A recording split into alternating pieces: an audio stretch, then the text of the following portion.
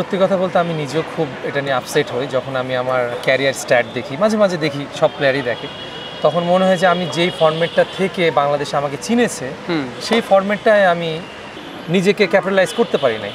আসসালামু আলাইকুম। টি-20 ক্রিকেটে ওপেনিংয়ে ফায়ার পাওয়ার এই টার্মটা বর্তমান সময়ে অনেক বেশি মাত্রায় জনপ্রিয়, কিন্তু সত্যিকারের অর্থে বাংলাদেশ যখন ইনিশিয়ালি টি-20 ক্রিকেটটা শুরু করে তখন টি-20 ক্রিকেটে অ্যাজ অ্যান ওপেনার ফায়ার পাওয়ারটা জেনারেট করতেন আমার পাশে থাকা মানুষটা, জুনায়েদ ইমরোজ সিদ্দিকী, সাবেক জাতীয় ক্রিকেটার, এবং 4টা ওয়ার্ল্ড কাপ জুনায়েদ ভাই আপনি খেলেছেন ওভারঅল বাংলাদেশের হয়ে। আমার একটা অনেক বড় কিউরিওসিটির জায়গা, সেটা হচ্ছে টি-20 ক্রিকেটে আপনার স্ট্রাইক রেটটা 147-এর বেশি।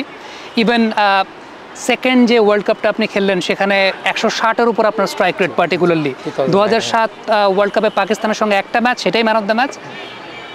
ডেফিনেটলি অন্যান্য ফরম্যাটের একটা ইম্প্যাক্ট কি আপনার টি-20-র মধ্যে পড়েছে, যেটা স্ট্রাইক রেট দেখে আমরা বুঝি?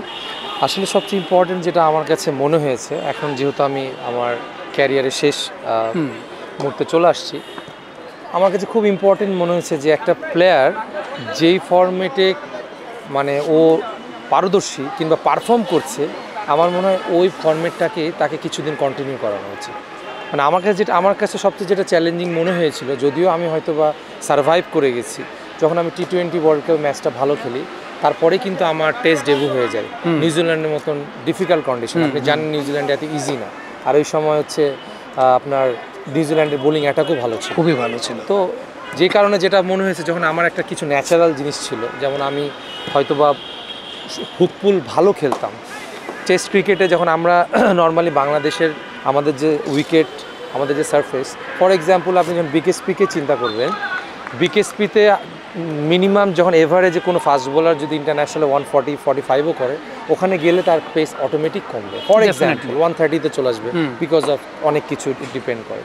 তো নর্মালি ধরুন আমরা কী হতো, আমরা ওই সময় আমি শাহাদাত হোসেন রাজীব বলেন, রুবেল হোসেন বলেন, দুজন ফাস্ট বোলার ছিল যারা হয়তো বা 135-40-র ভিতরে ছিল। তাছাড়া ওভারঅল অত জোরে বলার ওই সময় আমাদের সময়টা আমরা পাইনি।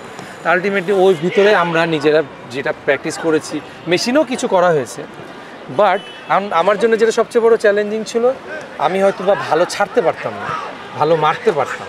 আর যখনই আপনি 145-50-এ খেলবেন, তখন কিন্তু আপনার আলটিমেটলি সব কিছু চেঞ্জ হয়ে যাবে। ব্যাটিং টেকনিক বলেন, ব্যাটিং পজিশন বলেন, সবচেয়ে বড় আপনি মেন্টালি জিনিসটাকে আপনি নিয়ে ফেলবেন। যে ডেল স্টেন বল করছে 145, আমার তো ফেভারিট শট ছিল এটা, অ্যান্ড আমি খেলতে গেলে কনফিউজড হচ্ছে, তখন আবার ছাড়তে গেলে বাড়ি খাচ্ছি।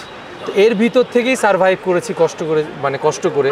তখন কিছু আমার ইস্যুস ছিল, যেমন কারণ ছিল, তখন আমি ছাড়তে যে হয়তো আমার ব্যাটিং স্ট্যান্স চেঞ্জ হয়েছে, অনেক কিছু চেঞ্জ হয়ে গেছে একটাকে ঠিক করতে।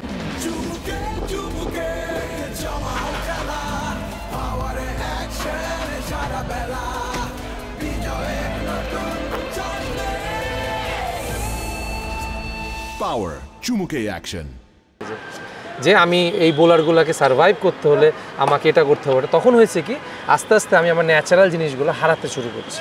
তো আমার কাছে এটাই মনে হয় যে আমরা কখনো মানে টি-20 ভালো খেলছি, ইনিশিয়ালি আমি আরও 2টা ফর্মে ডেবিউ হয়ে যাচ্ছে, খেলে ফেলছে, এরকম হওয়া উচিত না। আমার মনে হয় বাংলাদেশ ক্রিকেটের জন্য আমার কাছে অ্যাজ এ সিনিয়র প্লেয়ার হিসেবে সাজে, যে যদি সাপোজ আমি ওয়ানডে ভালো খেলি, আমি ওয়ানডেটা কন্টিনিউ করি, যেই ফর্মেটে আমি কন্টিনিউ করব সেই ফর্মেটে যেন আমি পারফর্ম করি।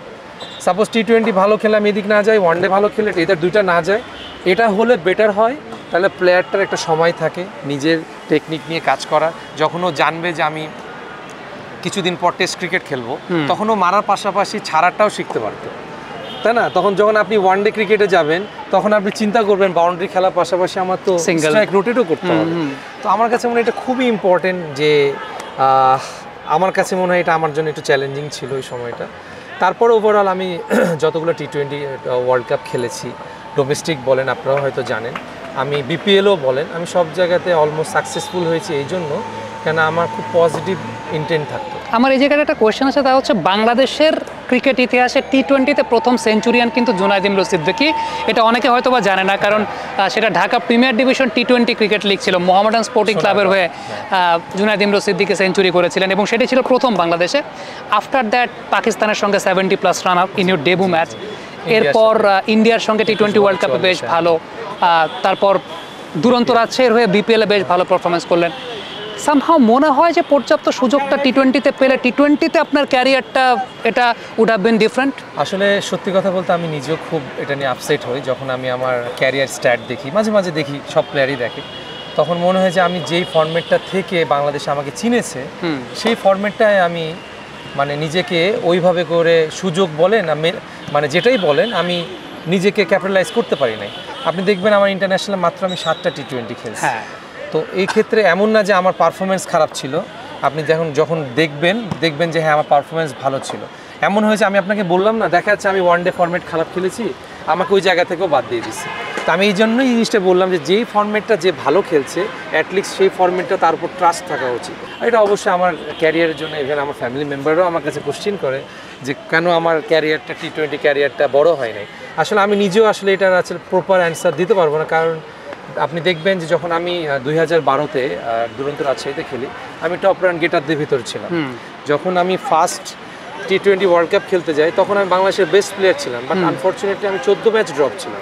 লাস্ট ম্যাচ আমি পাকিস্তানের সাথে খেলি, আর লাকিলি আমি ভালো করে ফেলি। ইভেন আমি 2012-তে যেও কিন্তু আপনার এখানকার বিপিএল ভালো খেলার পরেও কোনো ম্যাচই সুযোগ নেই ওয়ার্ল্ড কাপে। তো এখন এটা আমার কন্ট্রোলে নাই, আমার কন্ট্রোলে ছিল পারফর্ম করা। বাট আমার এতটুকু আমি মানে আমার কাছে ভালো লাগে, আমি ওয়ান ডে টেস্ট বলতে পারবো না, বাট আমি টি-20 অলওয়েজ এনজয় করছি, ভালো খেলছি, নিজের কাছেও আমি স্যাটিসফাই টি-20 নিয়ে। So it has always been a mystery কেন জুনায়েদ ইমরুল সিদ্দিকী সে সময় টি-20 ক্রিকেট থেকে বাদ পড়েছিলেন। এনিওয়েজ, জুনায়েদ ভাই আমাদের সঙ্গে অনফিল্ডের পর্দায় বিভিন্ন কোচিং ভিডিওস নিয়ে আসবেন। আশা করছি আপনারা সবাই সঙ্গে থাকবেন যাতে আমরা জুনায়েদ ভাইয়ের কাছ থেকে আরও বেটার, যেহেতু ক্রিকেটিং ক্যারিয়ারে ডেফিনেটলি একটা লিমিটেড পর্যায় পর্যন্ত আপনি দিতে পেরেছেন, বাট উই হোপ যে কোচিং ক্যারিয়ারে জুনায়েদ ভাই অনেক বেটার কিছু দিতে পারবেন, বিশেষ করে মডার্ন ডে ক্রিকেট কোচিং। ইনশাআল্লাহ, যেহেতু আমি নিজেও চাচ্ছি, আমি কোচিংটা লাইক করছি বিকজ অফ বুঝতে পারছি ক্রিকেটের সাথে থাকাটা আসলে সবচেয়ে ইম্পর্টেন্ট।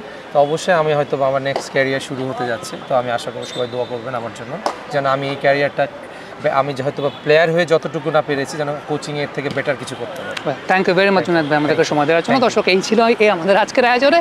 কমেন্ট বক্সে আপনাদের মন্তব্য মতামত জানতে চাই, এবং অনেকদিন পর জুনায়েদ ইমরুল সিদ্দিকীকে আপনারা এরকম সোশ্যাল প্ল্যাটফর্মে বা টেলিভিশনের পর্দায় দেখছেন, কেমন লাগছে কমেন্ট বক্সে লিখে পাঠাবেন।